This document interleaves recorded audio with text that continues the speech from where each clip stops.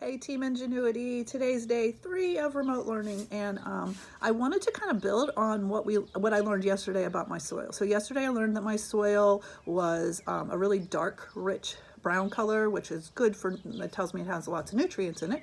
I also learned that my soil was pretty firm. So that means those particles are really able to get really close together and stay together, which means they're very small particles, which then kind of lets me understand that most of my particles are probably clay, because the clay is the smallest of the 3 particles. The 3 particles are sand, silt, and clay is the smallest, so that means they can get really, really, really close together. Which then kind of gave me, when I tested the texture, I felt a little bit of grainy, I felt a little bit of silky, and a little bit of sticky. So that kind of also told me that I have a little bit of each of those particles in my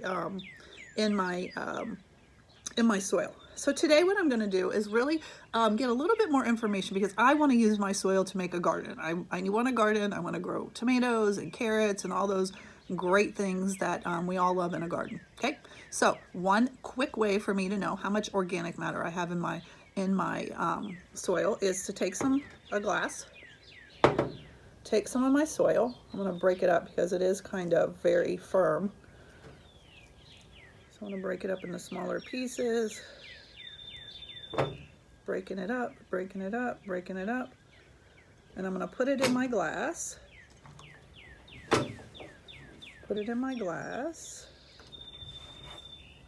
Put it in my glass.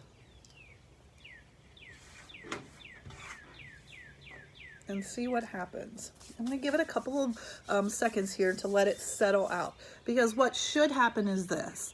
Anything that's organic or living, or once living, is going to rise to the top, and all the other parts will go down to the bottom, because it's all about that density that we learned about earlier on in the year. So when I look at my soil in here, I have a lot of stuff on the bottom. I'm going to shake it up a bit, just because I like to live on the edge with water. Shake it up. Again, I'm doing this outside because my mom doesn't like for me to get things all messed up in my house. Okay, and so when I look here, let me have you look here. Notice I have some floating things up here, some floaters. Those are my organic pieces, and then I have a lot of the larger pieces, the sand pieces, have gone to the bottom.